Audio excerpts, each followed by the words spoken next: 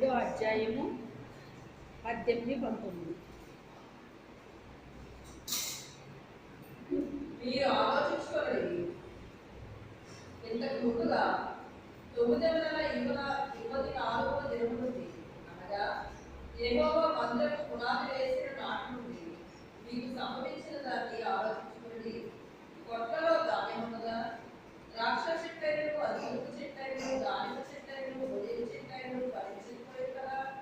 అయితే ఇది మొదలుకొని నేను ఆశీర్వదించాను. చాలండి, చాలు. ప్రార్థన చేసుకుందాం ప్రతి ఒక్కరూ కూడా. ప్రభువా నాతో మాట్లాడుతండి అని చెప్పేసి ప్రతి ఒక్కరూ ప్రార్థన చేసుకుందామండి.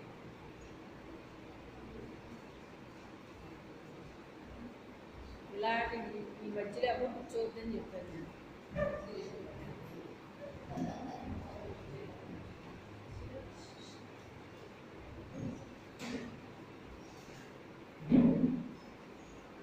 చిన్న ప్రార్థన చేసుకుందాం అందరం కూడా. స్తోత్రం నాయన, స్తోత్రం తండ్రి, స్తోత్రం ప్రభా, స్తోత్రం నాయన.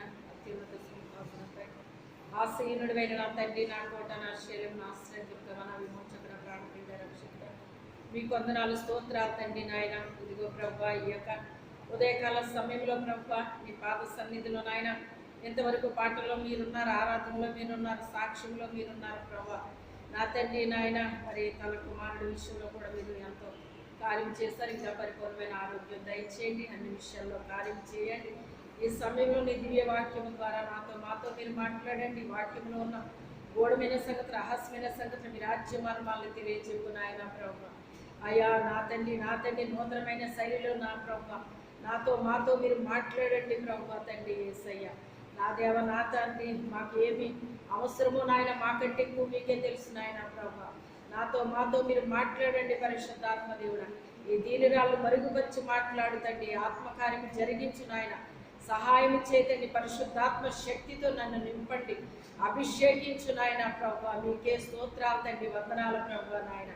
అయ్యా పూర్తిగా నీ వశంలోకి తీసుకోతండి నాయన ప్రభు.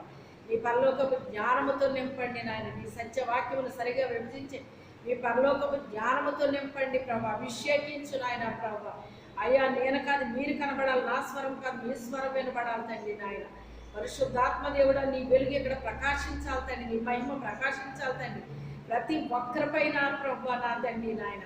అయ్యా నీ వెలుగు ప్రకాశించాలి పరిశుద్ధాత్మ దేవుడా. మందిరం అంతా నాయన నీ మహిమతో నింపబడాలి తండ్రి, నీ మహిమతో నింపబడాలి తండ్రి, నీ మహిమతో నింపబడాలి తండ్రి.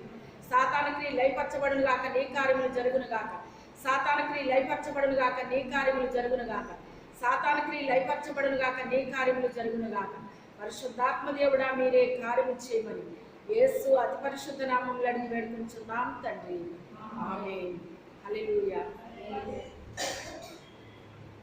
ఇది మరి గత ఆదివారం, శుక్రవారం కూడా మనము హగ్గై గురించి మాట్లాడుకుంటూ ఉన్నాం. మరి ఈరోజు కూడా మరి మనం విందామండి. నా యొద్దకు రాలేదు, ఇదే యెహోవా వాక్కు. మీరు ఆలోచించుకోండి, ఇంతకు ముందుగా 9వ నెల 24వ దినము నుండి, అనగా యెహోవా మందిరపు పునాది వేసిన నాట నుండి మీకు సంభవించిన దానిని ఆలోచించుకోండి.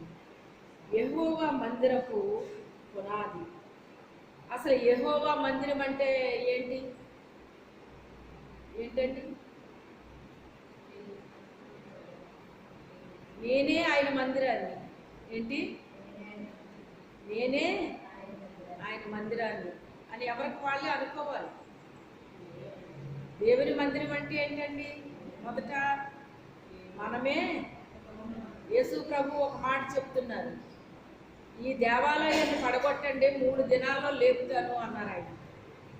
అప్పుడు వాళ్ళు ఏమనుకున్నారు? ఈ దేవాలయం కట్టడానికి 46 సంవత్సరాలు పట్టింది, ఈయన 3 దినాల్లో లేపుతానంటాడేంటి అనుకున్నారు. అంటే అక్కడ ఆయన ఏ ఉద్దేశంతో మాట్లాడారు? ఆయన యొక్క దేహము దేవాలయం అని మాట్లాడాడండి. అలాగే కొరింథీయులకు రాస్తూ మరి పౌలు గారు కూడా ఏమని చెప్తున్నాడు? దేవుని ఆలయం అని మీరు ఎరుగరా? ఈ ఆలయాన్ని మీరు పాడు చేయకూడదు, ఈ ఆలయాన్ని పాడు చేస్తే దేవుడు మిమ్మల్ని పాడు చేస్తాడు అని చెప్తున్నాడు ఆయన. అయితే దేవుని యొక్క పునాది మనలో పడుతుందటండి. ఏం పడుతుంది? ఆయన మందిరపు పునాది. అంటే ఈ మందిరంగా మనం చెప్పుకోవచ్చు. రెండోది మన ఆత్మీయ జీవితం అనేటువంటిది కూడా మొదట పునాదులు పడాలండి మనలోని. అబ్బాయి వీళ్ళకి భక్తి ఉంది కానండి, వీళ్ళలో పునాదులు లేవండి అసలనే. దావీదు గారు ఎవరో గారు రాస్తారు, ఈ పునాదులు పాడైపోగా నీతిమంతులు ఏమి చేయగలరు అని రాస్తాడండి ఆయన. అంటే వాళ్ళ ఆధ్యాత్మిక జీవితము అది పాడైపోతే నీతిమంతులు ఉన్నారంటే అక్కడ వాళ్ళు ఏం చేయగలరు? అసలు వాళ్ళ పునాదులే పాడైపోయినాయి. ఇప్పుడు పునాది ఇంటికి పునాది ఉంటుంది కదండి. ఏ ఇంటికైనా పునాది ఉంటుందా ఉండదా? ఉంటుంది కదండి. మనకి వర్షాలు అయ్యి వస్తాయి, గాలి వస్తుంది, వర్షాలు వస్తాయి. ఇలాంటప్పుడు ఏమవుతుందంటే ఇంటికొప్పు ఎగిరిపోతుంది, లేకపోతే గోడ పడిపోతాయి. తిరిగి ఏం చేస్తారు? గోడ కట్టుకుంటారు, కప్పు ఎగిరిపోతే కప్పు వేసుకుంటారండి. అదే పునాదిలో నుంచి మీరు ఏంటి కొన్ని వరదల్లో చూస్తారు, ఇల్లులాగా వెళ్ళిపోతున్నాయా లేదా? కార్లు వెళ్ళిపోతున్నాయి, ఇల్లు వెళ్ళిపోతుంది. ఏవి పడితే అయ్యే నీటిలో కొట్టుకుని వెళ్ళిపోతున్నాయి అన్నమాట అండి. అలాగా తేలి ఆడినట్టుగా వెళ్ళిపోతున్నాయి. ఇప్పుడు మళ్ళీ వాళ్ళు ఏం చేయాలి? ఇప్పుడు ఆ వరద అంతా పోయాక ఏం చేయాలి? ఇప్పుడు వాళ్ళు దాని మీద ఇల్లు కట్టేసుకుంటారా? మరి ఏం చేస్తారు? మళ్ళీ ఇప్పుడు పోయిన దానికంటే స్ట్రాంగ్గా వాళ్ళు ఏం చేస్తారు? పునాదులు బలంగా వేసుకుంటారండి. ఎందుకు బలంగా వేసుకుంటారంటే మళ్ళీ వానలో వరదలు రావడం అనేటువంటిది అది సహజం. అది ప్రకృతికి సంబంధించింది. అది ఎవరు ఏమీ చేయలేరు. అవి రావడం పోవడం అన్నీ జరుగుతూనే ఉంటాయి.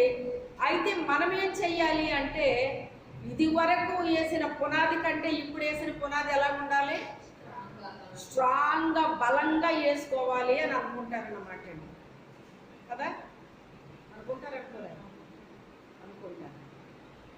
అలాగే దేవుని యొక్క పునాదులు కూడా మనలో పడాలండి. దేవుని యొక్క పునాదులు కూడా మనలో పడాలి. దేవుని పునాది మనలో బలంగా పడినప్పుడు ఎన్ని ఆటుపోట్లు వచ్చినప్పటికైనా ప్రభువుని విడిచిపెడతారా? అసలు పరిస్థితులన్నీ కూడా దారుణంగా అయిపోతాయండి ఒక్కొక్కసారి. మొన్న శుక్రవారం అనుకుంటా చెప్పాను మీకు కదా, ఆ చెట్టు ఏమైపోయింది? గొప్ప కూలిపోయినట్టుగా చేశాడా దేవుడు. శుక్రవారం రాలేదు, వాళ్ళకి తెలియదు ఇది. ఆ చెట్టు చాలా చక్కగా ఉన్నది, కానీ ఒకరోజు దాన్ని నరికేశారు, ముక్కలు చేసేసారు, రంపాలతో కోసారు, గొడ్డలతో నరికారు, గుణపాలతో పొడిశారు. అవన్నీ ఆయన దగ్గరుండే చేపించాడు కదా. అయితే ఇక్కడ ఈ పునాది అనేటువంటిది క్రీస్తు అనే బండ మీద వేసుకోవాలండి మనం పునాది. మనం క్రీస్తులో బలంగా నిలబడాలి అంటే మన పునాది ఎక్కడ పడిపోవాలి? క్రీస్తు అనే బండ మీద పడాలన్నమాట అండి. ఆయన మీద మనం పునాది వేసుకుంటే ఎన్ని పరిస్థితులు ఎలాగైపోయినా, తల్లకిందులైపోయినా మనకు ఆశీర్వాదాలు అన్నీ వచ్చేస్తున్నాయి అనుకోండి. యేసు ప్రభుని నమ్ముకున్న తర్వాత అందరూ ఏమంటారండి? యేసు ప్రభుని నమ్ముకున్నాక మీ పరిస్థితి చాలా బాగుందండి, చాలా బాగుందండి, మీరు పట్టిందల్లా బంగారం అయిపోతుందండి, అలాగండి ఇలాగండి అలాగండి అంటారండి. యేసు ప్రభుని నమ్ముకున్న తర్వాత శ్రమలు వచ్చినాయి అనుకోండి, ఇదేంటంటే ఈ దేవుళ్ళకి వెళ్ళి కానించి మీకు ఇలాగా అయిపోయిందండి మీ పరిస్థితి. అన్ని శ్రమలే. దాని తర్వాత ఒకటి ఇలాగ వచ్చేస్తున్నాయి ఏంటండి మీకు, ఈ దేవుడు మీకు వచ్చి రాలేదేమో అండి. ఈ మాట ఎవరు మాట్లాడతారు? అన్యజనులు మాట్లాడతారు. ఇది మీకు వచ్చి రాలేదు, ఈ ఇల్లు మీకు వచ్చి రాలేదు, లేకపోతే ఈ ప్లేస్ మీకు వచ్చి రాలేదు. ఇలాగ కొన్ని ఉంటాయన్నమాట అండి. అచ్చి రాలేదంట. అచ్చి రావడం ఏంటి? ఎందుకని మనం ఏమన్నా అన్యజనులు మా అచ్చి రావడం అనేటువంటి మాట మనకెందుకు వస్తుంది? అది క్రీస్తు అనే పునాది మీద మనం వేసుకుంటేనంటండి, వానలు వచ్చినాయి, వరదలు వచ్చినాయి, దాని మీద కొట్టినాయి, కానీ అది పడిపోలేదు. అంటే దాని పునాది ఏమవ్వలేదు, ఏది కదిలించలేకపోయిందండి దాన్ని. యెహోవా యందు భయభక్తులు గల వారిని ఎలా ఉంటారట? అంటే కదిలించే అంత బలమైనవి దాని మీదకి వస్తాయి. ఆ పునాదులు కదిలించే పరిస్థితులు వస్తాయండి. కానీ అది ఏమైపోయిందంట, అసలు కదలాక నిత్యము సియోను కొండను పోలుస్తున్నాడు అక్కడ. సియోను కొండ ఎలాగైతే కదలదో వాళ్ళకు కూడా అలా కదలరు అని చెప్తున్నాడండి. ఒక పెద్ద కొండను పోలుస్తున్నాడు ఆయన. అయితే ఇక్కడ ఈ యొక్క పునాది గురించి చెప్తున్నాడు. ఈ పునాదులు మనలో ఎలా ఉండాలంట? బలంగా పడాలటండి. క్రీస్తు గురించి ఎప్పుడైతే మనం విన్నామో ఆ మాట మన హృదయంలో పడినప్పుడు ఎన్ని కష్టాలు, ఎన్ని బాధలు, ఎన్ని శ్రమలు వచ్చినా ఆయన్ని విడిచిపెడతారండి? దేవుడి వల్లే వచ్చేసి నీకు ఈ అన్నారనుకోండి, ఎవరన్నా అప్పుడు మీరు ఏమంటారు?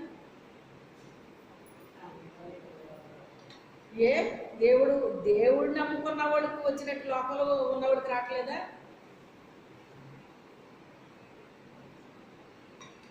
ఒక ఆయన అలాగే అడిగారటండి, ఒక సేవకురాలు ట్రైన్లో ప్రయాణం చేస్తూ ఆవిడ బైబిల్ చదువుకున్నారట ఉదయాన్నే లేచి. అది చదివేసుకున్న తర్వాత ఆయన ఒక మినిస్టర్ అంటండి, ఆయన ఎదురుగా కూర్చుని అడిగాడట, మీరు దేవుడు నమ్ముకున్నారా అని అడిగాడట. అవును, నేను సేవకురాలి అన్నాడు. అయితే మరి మీరు దేవుడు నమ్ముకున్నారు కదా, మరి మేము నమ్ముకోలేదు, మాకు వచ్చినట్టే మీకు వస్తాయి కదా అన్నీ అని చెప్పేసి అన్నాడట ఆయన. మాకు వచ్చే కష్టాలన్నీ కూడా మీకు వస్తాయి కదా, మరి ఇంకేంటి ఆయన్ని నమ్ముకోవడం వల్ల ప్రయోజనం ఏంటి అని చెప్పేసి అన్నాడు ఆయన. ఎందుకంటే అలానే మాకు ఒక బైబిల్లో రాసింది, అందరికీ వచ్చినట్టే మాకు వస్తాయి అని ఉంది, కానీ మాకు కష్టం వచ్చినప్పుడు మేము గట్టిగా నిలబడతాం, స్థిరంగా నిలబడతాం ఆయనలోని. అదే వేరే వాళ్ళకు వస్తే వాళ్ళు ఏదో రీతిగా చచ్చిపోతారు అన్నదంటండి. అవునా కాదా? ఈ అప్పులు అయిపోయారండి, అందుకే వాళ్ళు చచ్చిపోయారు. లేదా వాళ్ళ కుటుంబంలో ఈ సమస్య వచ్చిందండి, అందుకే ఇలా చచ్చిపోయారండి. అలా జరిగిందండి, అందుకే చచ్చిపోయారు. ఎన్ని వినట్లేదండి ఇలాంటివి? దేవుడు నమ్ముకున్న బిడ్డలో నరకానికి వెళ్ళిపోతామేమో అన్న ఒక భయం కంపల్సరీ ఉంటుందండి. బలవంతంగా చనిపోతే నరకానికి వెళ్ళిపోతామనే ఒక భయం ఉంటుందండి మనిషికి. సహజంగానే దేవుని యొక్క పిలుపు ప్రకారంగా మనం వెళ్ళాలి, కానీ మనము ఏది చేసుకోకూడదు అనేటువంటిది ఒక బీజం పడుతుందండి దేవుని బిడ్డలకి. అది మరి పరిశుద్ధాత్ముడే వారి హృదయాల్లో పెడతాడో ఏమో నాకు తెలియదు, కానీ అయితే మాకున్న ధైర్యం మీకు ఉండదు అని చెప్పింది అంటారు. మీకు ఏదన్నా సమస్య వస్తే ఇలా చేస్తారు, కానీ మాకు ఎన్ని సమస్యలు వచ్చినా మేము అలాంటి పని చెయ్యము, మాకు ఒక నిరీక్షణ ఉంటుంది, మా దేవుడు మాకు సహాయం చేస్తాడనేటువంటిది ఒక నిరీక్షణ ఉంటుంది. ఇప్పుడు షద్రక్ మేషక్ అబేద్నెగోలు ఏమన్నారు?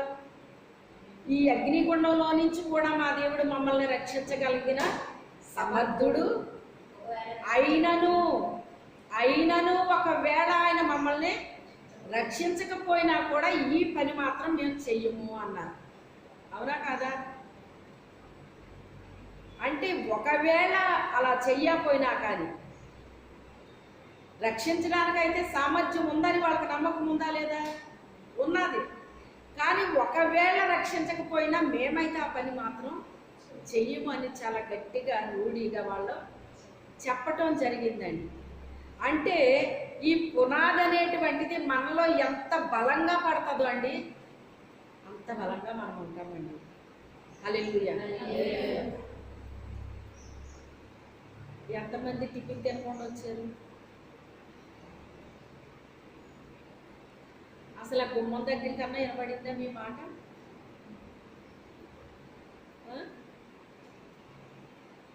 ప్రతిధ్వనించాలండి. ఏం చేయాలి? దేవుణ్ణి దేవదూతలు ఆరాధిస్తుంటే ఏమైనాయి? గడప కొమ్ములు. వాళ్ళు దేవదూతలండి, మేము మనుషులు అంటారా? మనము ఎంతగా ఆయన్ని ఆరాధిస్తామో అంత శక్తితో మనల్ని నింపుతాడండి. ఇక్కడ నిలబడ్డానికి కూడా ఓపుకుంటుంది ఒకసారి నాకు. అంతసేపు ఎలా మాట్లాడతానో నాకే తెలియదు. మరి ఎవరిచ్చింది అది? అవునా కాదా? అది మీరంతే. మీరు ఎంతగా దేవుడిని స్తుతిస్తారో మీకు కూడా అంతగానే దేవుడు ఏం చేస్తాడో శక్తినిచ్చి పంపిస్తాడు, ఆనందంతో పంపిస్తాడు, సంతోషంతో పంపిస్తాడండి. అందుకే దేవుని యొక్క పునాది అనేటువంటిది మనలో ఎలా పడాలి? బలంగా పడాలన్నమాట అండి. ఇక ఎవరు ఎన్ని చెప్పినా కూడా ఎవరినో ఎందుకు నన్నే అన్నారండి. మిగతా వాళ్ళ విషయాలు అలా వదిలేయండి. ఎందుకు ఆ దేవుడు అంటే నీకు ఎందుకు అంత ఇష్టం? ఏం చేశాడు నీకు ఆ దేవుడు? ఇన్ని సమస్యలు వచ్చినాయి, ఆ దేవుడు ఏమన్నా చేశాడా? దేవుడు ఎందుకు కాపాడలేదు? మరి కాపాడాడు కాబట్టే ఎలా ఉన్నాను. ఈరోజు సజీవురాలుగా క్షేమంగా ఉన్నానంటే ఆయన ఏం చేశాడు? నన్ను కాపాడాడు.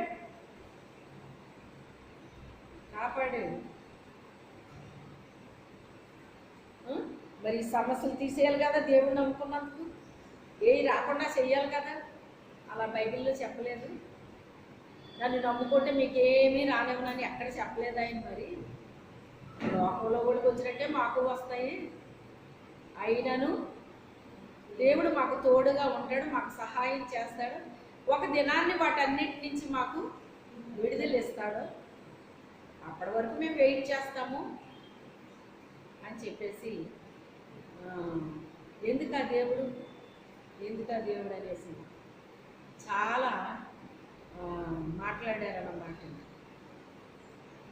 అలా మాట్లాడిపోతే నాకు మన దగ్గరికి వచ్చి రాని చిన్ని పిల్లలు వచ్చి, అంటే ఒక 2 సంవత్సరాల పిల్లడు ఉన్నాడు అనుకోండి. ఆడికి ఏమన్నా సరిగ్గా తెలుస్తుందండి? ఆడు వచ్చి ముద్దు మాటలతో మనం లేదన్నా అంటే మనకి ఏమనిపిస్తుంది? ఆడు మనకు కోపం వచ్చి మాట మాట్లాడినా లాగండి ఏమన్నా కొడతామా?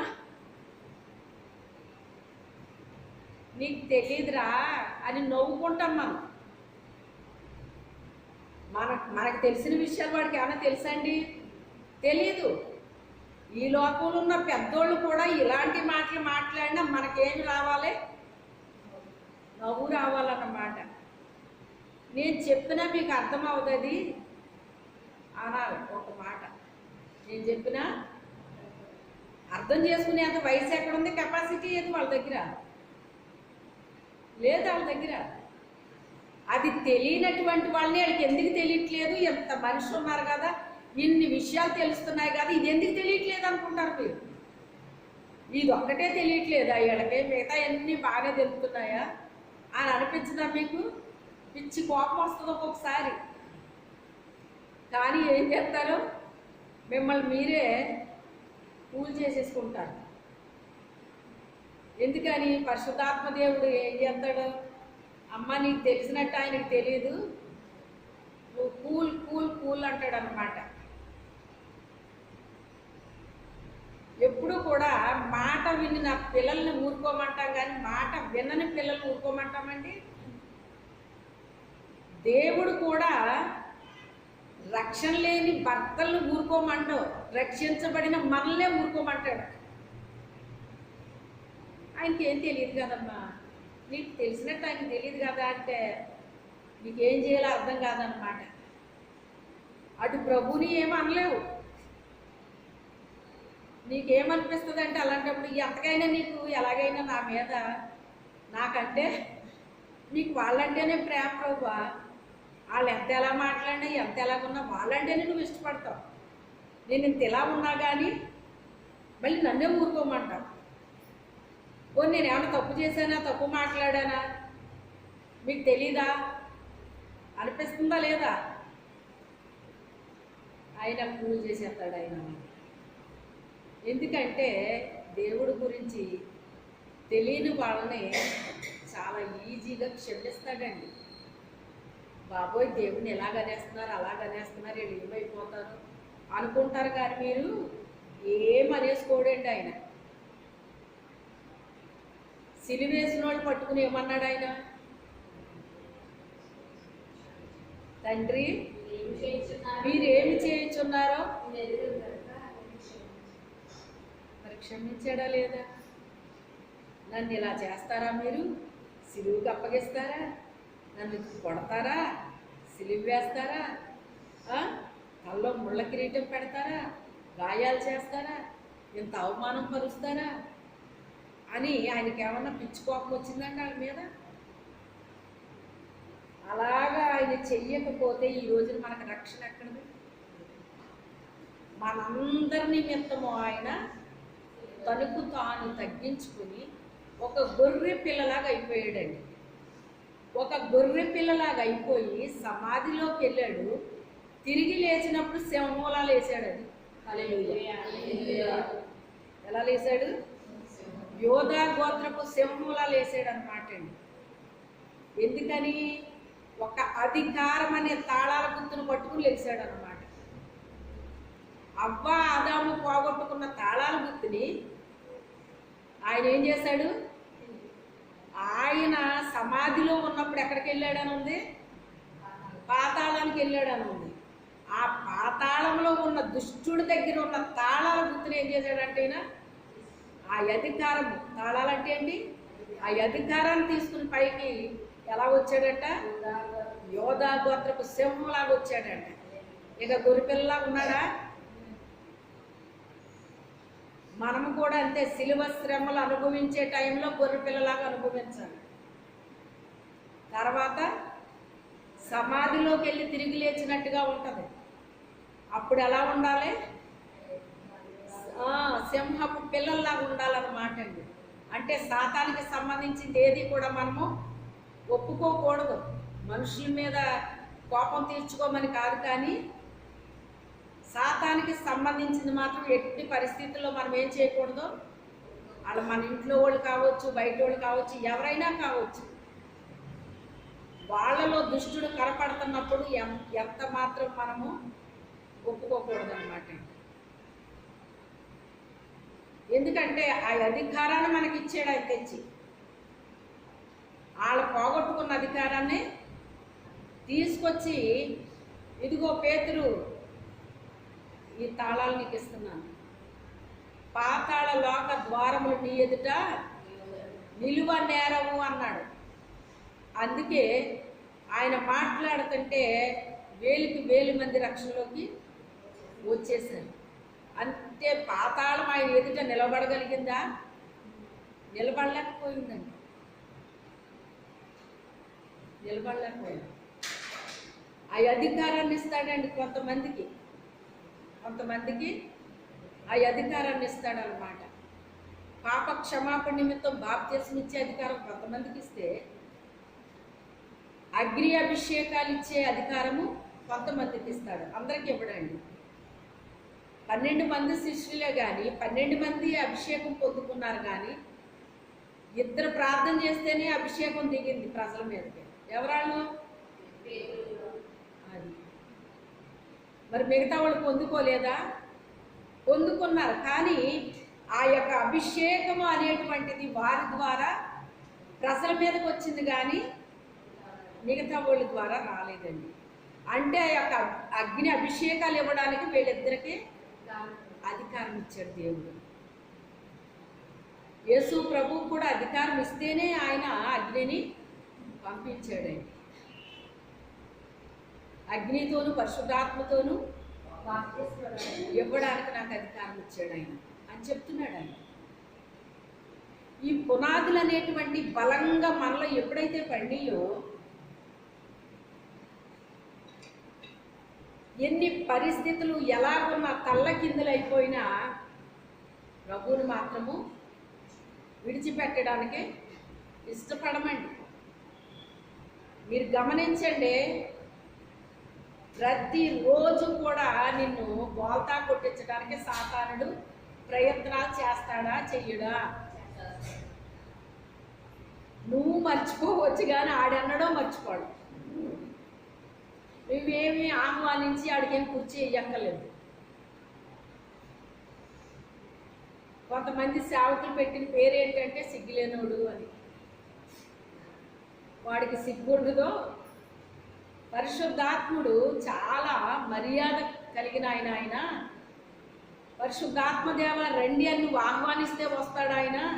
వీడు అలా కాదు, వీడికి సిగ్గుండదో, నువ్వు ఆహ్వానించకపోయినా వస్తాడు వీడు అని చెప్తూ ఉంటారండి.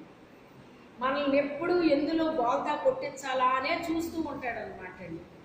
అందుకే క్రీస్తు రక్తములో మనం కడగబడాలి. అగ్నితో మనము అభిషేకం పొందుకుని ఉండాలండి. వాక్యం అనే ఖడ్గం మనం కలిగి ఉండాలండి. విశ్వాసం అనే డాలును పట్టుకోవాలి. సమాధాన సువార్త అనే జోడును తొడుక్కోవాలి. సత్యం అనే దట్టిని కట్టుకోవాలి, ధరించుకోవాలి. నీతి అనే మయమరుని తొడుక్కోవాలి. ఇవన్నీ ఉండాలంటే మన దగ్గర. ఎందుకంటే మనతో యుద్ధం చేస్తాడు. ప్రతిరోజు ఏం చేస్తాడో యుద్ధం చేస్తాడు. మనం యుద్ధానికి వెళ్ళక్కర్లేదు, వాడే వస్తాడు మనతో యుద్ధానికి. ముందేమో మంచి మాటలు చెప్తాడు అన్నమాట అండి. చివరికి ఒప్పుకోపోయేసరికి ఎక్కడికి వెళ్ళిపోతాడు? ఇక యుద్ధానికి దిగుతాడు అన్నమాట. ఏం చేస్తాడు? యుద్ధానికి దిగుతాడు. ఆ యుద్ధానికి దిగినప్పుడు మన దగ్గర కూడా ఇవన్నీ కూడా ఉండాలన్నమాట. ఇవన్నీ మనం కలిగి ఉండాలి. ఈ పునాదులు అనేటువంటివి ఎప్పుడైతే మనలో బలంగా పండియో మన ప్రభువుని ఎన్నటికీ విడిచిపెట్టమండి. ఎన్నటికీ విడిచిపెట్టండి. పునాది వేసిన నాట నుండి మీకు సంభవించిన దానిని ఆలోచించుకోండి. ఆ పునాదులు మీలో పడ్డాయి కదా, పడిన కాడి నుంచి మీకేమి సంభవించిందో ఆ పునాదులు పీకేయాలి. మరి పునాది పడింది రైతే, ఆ పునాదిని ఏం చేయాలి? ఇప్పుడు పీకేయాలి. అది ఆడి పని. ఆలోచించుకోండి. మీరు ఆ పునాది పడిన దగ్గర నుంచి మీకు ఏం జరిగిందో ఆలోచించుకోండి అని చెప్తున్నాడు. కొట్లలో ధాన్యం ఉన్నదా? ద్రాక్ష చెట్లైనను, అంజూరపు చెట్లైనను, దానిమ్మ చెట్లైనను, ఒలీవ చెట్లైనను ఫలించకపోయాను కదా. చూడండి, పొలంలో విత్తనాలు చల్లితే ధాన్యం పండుతుందా లేదా? చెప్పండి, పండుతుందా లేదా? కానీ పండలేదు. ఏం చేయలేదు? పండలేదు. ద్రాక్ష చెట్లు అవి పూత పట్టాలి, కాయలు కాయాలి, పళ్ళు తయారవ్వాలి. ఏమీ లేదంట. అంజూరపు చెట్లు అంజూరపు కాయలు కాయాలి, అది లేదట. దానిమ్మ చెట్లు అవి కూడా పూత పట్టాలి, కాయలు కాయాలి, అవి లేవంట. ఒలీవ చెట్లు అవి ఫలించలేదట. ఇవన్నీ శ్రేష్టమైన చెట్లా కాదా? కదండి. ధాన్యము అంటే మనకి జీవనాధారం అండి. ఈ ఫ్రూట్స్ అనేటువంటివి కొంతమంది తినొచ్చు, కొంతమంది తినకపోవచ్చు. అవునా కాదా? కానీ ధాన్యం అనేటువంటిది ప్రతి ఒక్కరూ ఆహారం తింటారా? తినరా? తింటారు. అది పేదవారు మొదలుకొని ధనికుల వరకు తినే ఆహారము. కానీ ఫ్రూట్స్ అనేటువంటివి కొంతమంది కొన్ని సమయాల్లో తినేటువంటివి అండి. అయినప్పటికైనా ఇక్కడ ధాన్యము పండలేదటండి. ఇక్కడ చెప్పబడిన చెట్లన్నీ కూడా శ్రేష్టమైన చెట్లండి అవి. కానీ అవి కూడా ఏం చేయలేదట, అవి ఫలించలేదటండి. అయితే ప్రభు ఏమని చెప్తున్నారంటే, అయితే ఇది మొదలుకొని నేను మిమ్మును అది ఇది మొదలుకొని, ఇది అంటే ఎప్పుడు, ఇప్పుడే. ఇది అంటే ఎప్పుడు, ఇప్పుడే అనుకోవాలి మనం. ఇది మొదలుకొని అంటే ఇప్పుడు మొదలుకొని మిమ్మల్ని నేను ఏం చేస్తాను, ఆశీర్వాదిస్తాను. మరి ఎన్ని ఫలాలు ఫలించినాయి అనుకోండి, ఆ వ్యక్తి పరిస్థితి ఎలా ఉంటుందండి? పౌలు అంటాడు, కొందరేమో మేము అపోల్లో వాళ్ళు అంటున్నారు, కొందరేమో పౌలు వాళ్ళు అంటున్నారు. అసలు పౌలు ఎవడో అపోల్లో ఎవడో, ఒకడేమో నాటాడు, ఒకడు నీరు పోసాడు, దాన్ని వృద్ధి కలుగు చేసేవాడు. నాటేవాళ్ళలో ఏమీ లేదు, నీళ్లు పోసేవాళ్ళలో ఏమీ లేదు, వృద్ధి కలిగి చేసేది దేవుడే. దేవుడే. ఇప్పుడు ఈ చెట్లు ఫలించాలి అంటే ఎవరు ఆశీర్వాదం ఉండాలంట? దాన్ని వృద్ధి కలుగు చేయాలన్నా, దాన్ని ఆశీర్వదించాలన్నా ఇది ఎవరి వలన జరుగుతుంది? దేవుని వలన జరుగుతుంది. మన జీవితంలో దేవుని యొక్క పునాది పడిన నాటి నుంచి అనేకమైన పరిస్థితులు మనం ఎదుర్కొన్నాం. పునాదులు అయితే ఏం పాడైపోలే, కానీ పరిస్థితులు అయితే మటుకు చాలా ఎదుర్కొన్నాం మనం. అందుకే ఆయన అంటున్నాడు, ఇది మొదలుకొని మిమ్మల్ని నేనేం చేస్తాను, మీరు ధాన్యము అనేటువంటిది మీరు తినాలి, ద్రాక్ష పళ్ళు తినాలి, ఒలీవ పళ్ళు తినాలి, దానిమ్మ పళ్ళు తినాలి, అంజూరపు పళ్ళు తినాలి. కానీ ఏ ఫలమో కూడా మీరు తినలేదు, ఏ ఫలం కూడా మీరు తినలేదు. కానీ ఇది మొదలుకొని నేను మిమ్మల్ని ఏం చేస్తాను, ఆశీర్వదిస్తాను. యెహోవా ఆశీర్వాదం అంట ఐశ్వర్యాన్ని ఇస్తుందటండి. దేవుడు బిడ్డలకు ఎప్పుడు కూడా దేవుని యొక్క ఆశీర్వాదం ఉండాలండి. ఎలియాజరు అబ్రహాము గురించి మాట్లాడేటప్పుడు ఏమని చెప్తున్నాడు? నా యజమానుణ్ణి దేవుడు బహుగా ఆశీర్వదించాడు. ఎలాగా ఆశీర్వదించాడంట? వెండి బంగారము ధనధాన్యాలు, ఆస్తిపాస్తులు, దాసదాసీలు, మరి వీటన్నిటితో నా యజమానుణ్ణి బహుగా ఆశీర్వదించాడు. ఎక్కడ అంటాడు కదా, వెండి నాది, ఎక్కడే ఇందులోనే వచ్చి వారు చెప్తారు, వెండి నాది బంగారం నాది అంటాడు అనమాట అండి. వెండి నాది బంగారం నాది అంటాడండి. అన్నీ దేవుడు మన కొరకే ఏర్పాటు చేశాడండి. ఇవన్నీ కూడా ఎప్పటికీ భూమిలో తవ్వుతుంటే విలువైనవి వస్తున్నాయా లేదా? ఎప్పటి నుంచి మనిషి భూమిలో ఉన్నది పైకి తీస్తున్నాడండి, తీస్తున్నాడా లేదా? అసలు ఎన్ని సంవత్సరాల నుంచి భూమిలో నుంచి తీస్తుంటే ఇంకా విలువైనవి ఏయో దొరుకుతున్నాయి, ఇంకా విలువైనవి ఏయో దొరుకుతున్నాయి, ఇంకా విలువైనవి ఏయో దొరుకుతున్నాయి. భూమి మీదే కాదంట, సముద్రంలో దొరుకుతున్నాయి అన్నట్టు. ఎక్కడ? సముద్రంలో దొరుకుతున్నాయంట. అంటే ఎంత మన కొరకు దాచిపెట్టాడో చూడండి. ఏదైనా మీ బిడ్డల కొరకు మీరు దాచి పెద్ద అయిన తర్వాత ఇచ్చారనుకోండి, అమ్మా ఇది ఎప్పుడు చేయించావే, ఎప్పుడు చూడలేదు నేను దీన్ని అని మీ పిల్లలు ఎలా చూస్తారు? మిమ్మల్ని ఆశ్చర్యంగా సంతోషంగా చూడరా? ఇది ఎప్పుడో చేయించానమ్మా, నీకు ఇవ్వలేదు అంతే. ఏమంటారు? ఎందుకంటే ఏ వయసులో బిడ్డలకి ఏది ఇవ్వాలో, అజాగ్రత్తతో ఉన్న బిడ్డలకి మీరు బంగారం పెడతారా? ఈ రోజుల్లో ఎలా ఉందంటే బంగారపు వస్తువు మా టైంలో అయితే, మేము చిన్నపిల్లల టైంలో అయితే బంగారం వేసుకున్నా మాకు భయం ఏమి ఉండేది కాదు. అంత దొంగలు ఉండేవారు కాదండి అప్పట్లో. ఇప్పుడు ఎలాగా? ఎక్కడో కాదండి, ఇంట్లోనే ఉన్నారు ఇప్పుడు దొంగలు. మీ బిడ్డలు తీసుకుని సరదాగా మీ బంధువులు పెళ్ళిళ్ళకి వెళ్ళండి, పక్షులకి వెళ్ళండి, ఆ పిల్లలు మెళ్ళ వేసిన గొలుసు తీసుకోవడం సరిపోద్ది. మీకు వెయ్యకపోతే అదేంటి పెళ్ళి కదా, వేసావు కదేంటి, వేసావు కదేంటి అంటారు. మనము కాస్త అలాగా మరుగయ్యేటప్పటికి అది మాయమైపోతుంది. ఈ పిల్లలకి తెలియదు. జాగ్రత్తగా చూసుకొని చెప్పినా వాళ్ళు ఏం చేస్తారు? ఎక్కడో ఉండరండి దొంగలు. మీరు ఎక్కడికి పెళ్ళిళ్ళకి వెళ్తున్నారో, ఎక్కడ శుభకార్యాలకి వెళ్తున్నారో అక్కడికి వస్తారండి వాళ్ళు. వాళ్ళ మొహాల మీద వీళ్ళ దొంగ అని రాసి ఉండదు. ఎంత చక్కగా పలకరిస్తారో అని అన్నమాట. అందుకని బంగారం వేయడానికి కూడా ఈ రోజుల్లో ఎలా ఉందండి? భయంగా ఉంది, భయంగా ఉంది.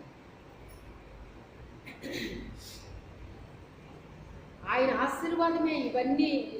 చాలామంది కాదంటారు కానీ మరి అలాంటప్పుడు ఎందుకు అబ్రహాం గురించి అలా వాడాడు ఆ మాట? ఆయన ఎందుకు వాడాడు? ఇవన్నీ ఇచ్చి ఆశీర్వాదించాడని ఎందుకు చెప్పాడు ఆయన? ఏది ఏమైనప్పటికైనా మనం కలిగి ఉండడంలో తప్పులేదు, కానీ దాని మీద మనం మనసు పెట్టుకోకూడదని చెప్తున్నాడు దేవుడు. ఏం చెప్తున్నాడు? దాని మీద నువ్వు మనసు పెట్టుకోకు. అదే నాకు సర్వస్వం, అదే నాకు దేవుడు, ఇదంటే నాకు చాలా ఇష్టమండి, ఇది నా ప్రాణం అండి, ఇలాగ ఎప్పుడు మాట్లాడకూడదు. ఇది నా ప్రాణం అండి అన్నామంటే నెక్స్ట్ మినిట్లో అది పోద్ది ఏదైనా సరే.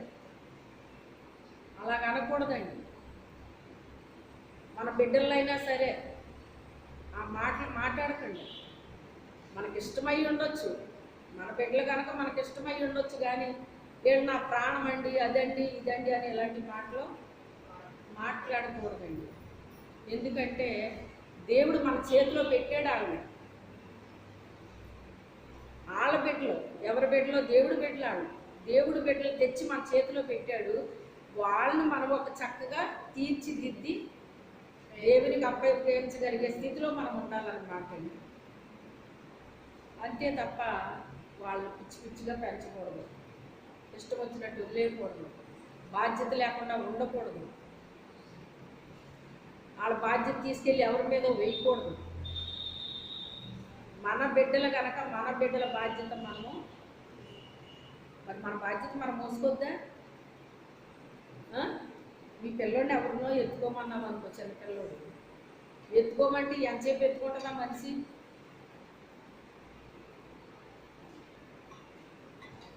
వాళ్ళు వండు తినాలి కదా, వాళ్ళకి అన్ని పనులు ఉంటాయి కదా. ఎప్పుడు ఎత్తుకుని ఉంటారా?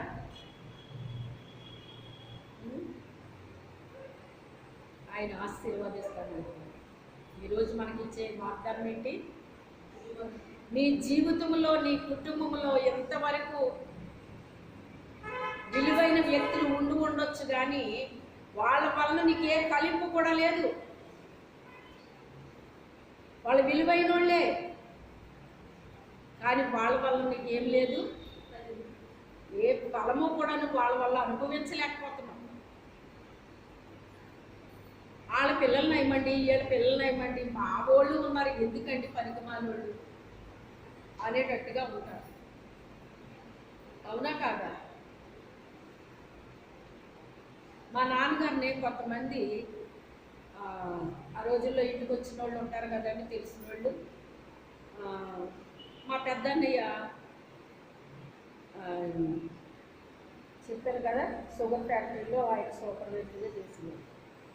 మీ పెద్ద అబ్బాయి ఏమన్నా ఇస్తాడా, మీకు ఏమన్నా చూస్తాడా అని అడిగేవారండి అప్పట్లో వాళ్ళు. అడిగితే మా నాన్నగారు ఒక మాట చెప్పేవారు, మా అబ్బాయి ఇవ్వడానికి మాకు ఉందండి, మా అబ్బాయిలు ఇస్తే తీసుకునే స్థితిలో మేము లేము, ఇంకా మేమే పెడతాం వాళ్ళకే, మా దగ్గర పొలము అయ్యి అన్నీ ఉన్నాయండి, వాళ్ళు మాకు పెట్టవసరం లేదండి, మా పిల్లలు మాకు పెట్టవసరం లేదండి అని కోరండి మా నాన్న. అంటే తన కొడుకు గురించి ఎంత గౌరవంగా చెప్పారో చూసావా? ఇవ్వడండి అన్న మాట అనలా, తన ఉన్న మాటే చెప్పాడు. ఎందుకని పొలం ఉన్న మాట నిజమే, అన్నీ నిజమేనమాట. కానీ అసలు అక్కడ చెప్పాల్సింది ఏంటి? ఆన్సరు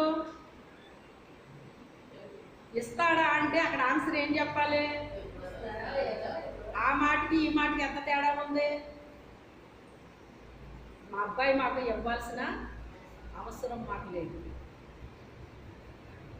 మాది మాకు ఉందండి అని ఎంత చక్కగా చెప్పాడో చూడండి. అసలు నాకు ఇప్పటికీ ఆ మాట ఏంటో ఒక ఆశ్చర్యాన్ని కలిగిస్తుంది అన్నమాట. ఎప్పటి వాళ్ళు మీరు చూడండి, నీవు ఇప్పుడు తీసుకెళ్ళి మీ ఓల్డ్ చేతిలో ఓ 10,000 పెట్టు, మళ్ళీ నెక్స్ట్ నెలలోని ఆ పిల్ల సరిగా రూపాయి కూడా ఇవ్వదా పిల్ల? అదేం చూస్తుంది నన్ను, అది అసలే చూడదు అంటారా అనరండి? చెప్పండి. ఆడెప్పుడు రూపాయి ఇవ్వడండి, ఆ పిల్ల ఎప్పుడు 10 రూపాయలు ఇవ్వదండి. ఆ మాట మీరు వింటే మీకు ఎలా అనిపిస్తుంది? ఈవిడికి నిజంగా ఇవ్వకూడదు అనిపిస్తుంది, అవునా కాదా? ఇచ్చినా కూడా ఈవిడికి ఏమాత్రం కృతజ్ఞత లేదు. అదే వాళ్ళైతే చూడు, వీళ్ళైతే చూడు ఎంత బాగా చెప్పుకుంటారో, ఎంత గొప్పగా చెప్పుకుంటారో. వాళ్ళు ఇవ్వకపోయినా కూడా గొప్పగా చెప్పుకుంటారు వాళ్ళు. వీళ్ళకి ఇచ్చినా కూడా వీళ్ళకి ఏం అనిపించదు అని చెప్పేసి వాళ్ళకి ఏమొస్తుందండి? మీ మీద ప్రేమ రావాల్సింది పోయి కోపం వచ్చేద్దాం. అప్పుడుది వేరుగా ఉందండి, అప్పుడు పరిస్థితులన్నీ వేరుగా ఉన్నాయి, ఇప్పుడు పరిస్థితులన్నీ వేరుగా ఉన్నాయండి. ఇప్పుడు పరిస్థితులు ఎలా ఉన్నాయి అంటే ఏ రోజుది ఆ రోజే పరగడుపులాగా అయిపోయారండి మనుషులు. ఏ రోజుది ఆ రోజే నేను ఎప్పుడు తిన్నాను, నువ్వు నాకు ఎప్పుడు పెట్టావు, నేనెప్పుడు తిన్నాను అన్నట్టు ఉంటున్నారండి, అవునా కదా? ఆ రోజులు వేరుగా ఉన్నాయి. ఇప్పుడు అదంతా అసలు చాలా భయంకరంగా ఉందండి పరిస్థితి అంతా కూడా చెప్పాలి అంటే. నీలో పునాదులు పడిన దగ్గర నుంచి కూడా, నీలో పునాదులు పడిన దగ్గర నుంచి కూడా నీకు ఏమేమి సంభవించినాయో ఆలోచించుకో. నీకు ఏమేమి సంభవించినాయో ఆలోచించుకో. అయితే ఎప్పటి వరకు నువ్వు చాలా ఫలాన్ని అనుభవించాలి, కానీ ఏది నువ్వు అనుభవించలేదు. ఎప్పటి వరకు ఏ చెట్టు ఫలాన్ని కూడా నువ్వు అనుభవించలేదు. కానీ ఇది మొదలుకొని ఎవరి మట్టుకు వాళ్ళే అనుకోండి, ఇప్పుడు మొదలుకొని ఇది రిసీవ్ చేసుకోవాలి. మనం దీన్ని, ఈ పదాన్ని ఏం చేయాలి? మనం రిసీవ్ చేసుకోవాలి. నీ జీవితంలో, నీ కుటుంబంలో ఎవరు వేస్ట్ చెట్లులాగా ఇప్పటి వరకు ఫలాలు ఇవ్వలేదు. వాళ్ళ వేస్ట్ చెట్లు ఏం కాదు, వాళ్ళ విలువైన చెట్లనే చెప్తున్నాడు ఇక్కడ. వాళ్ళు విలువైన చెట్లనే చెప్తున్నాడు. ఏమండి, అంజూరపు చెట్టు ఏమన్నా ఆ విలువ తక్కువైందా? ద్రాక్ష చెట్టు, ఒలివ చెట్టు, దానిమ్మ చెట్టు, ధాన్యము, ఇవన్నీ మనకి ఆహారానికి సంబంధించినయే కదా. ఈ ఫ్రూట్స్ అయితే మనకు ఆరోగ్యానికి కూడా సంబంధించినవి. ఒకటి తింటే రక్తం పడుతుంది, ఇంకోటి తింటే బలం వస్తుంది, ఇంకోటి తింటే కాల్షియం వస్తుంది. ఇలాగ మన బాడీకి ఏ అవయవానికి ఏది అవసరమో మనకి అది ఇచ్చేటట్టుగా ఆ చెట్లు ఇచ్చాడు దేవుడు. ఆ చెట్లు ఇచ్చాడు కానీ వాటి వలన ఏమి లేదు, ఫలము లేదు. ఫలము లేదు. కానీ ఇది మొదలుకొని నేను ఆశీర్వదిస్తాను. ఆయన ఆశీర్వాదము వస్తే తప్ప వేటిని మనం అనుభవించలేమండి. అర్థమైందా మీకు? ఆయన ఆశీర్వాదం కంపల్సరీ మన మీద ఉండాలండి. మనం తినే ఆహారం మీద ఉండాలి. నీ పిండి పిసుకు తొట్టెను దీవించాలి ఆయన. అది అయిపోతున్నా సరే నింపుతా ఉంటాడు ఆయన. అయ్యో ఇది అయిపోతుంది అని నువ్వు అనుకుంటావు. ఎలాగ ఇప్పుడు తెచ్చేవాళ్ళు కూడా లేరు, ఎలాగ ఇది అయిపోతుంది, ఇప్పుడు డబ్బులు కూడా లేవు అని నువ్వు ఎప్పుడన్నా అనుకున్న సందర్భాలు నీ జీవితంలో ఉంటాయి. అప్పుడు అది ఏమవుతుంది? అభివృద్ధి అవుతూ ఉంటుంది. నువ్వు ఎంత వాడుకున్నా అది అభివృద్ధి అవుతూ ఉంటుంది. నేను ప్రతిదానికి నేను ప్రార్థన చేసుకుంటానండి. ప్రభువా మీరు ఇచ్చారు, మీకు స్తోత్రం తండ్రి అనేసి ప్రతి దానికి అన్నమాట. కనీసం గ్యాస్ పంట కూడా ప్రార్థన చేస్తాను. అన్నిటికి ప్రతి దానికి దేవుడికి కృతజ్ఞతలు చెల్లించుకుంటానండి. అది నాకు అలవాటైపోయిందండి. అది మొదటి నుంచి నాకు ఎవరు నేర్పించలేదు, ఎవరు చెప్పలేదు. కానీ అది పరిశుద్ధాత్మ దేవుడే నాకు నేర్పించాడేమో అని నేను అనుకుంటాను. కానీ అది నాకు నేర్పించాడేమో, నేను చేస్తున్నాను మీకు చెప్తున్నానండి.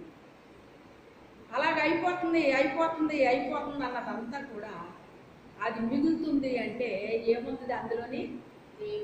దేవుని యొక్క ఆశీర్వాదం ఉంది. ఆ విధవరాలు పిండి పిసుకు తొట్టెని దేవుడు ఆశీర్వదించలేదా? ఆ నూనెని దేవుడు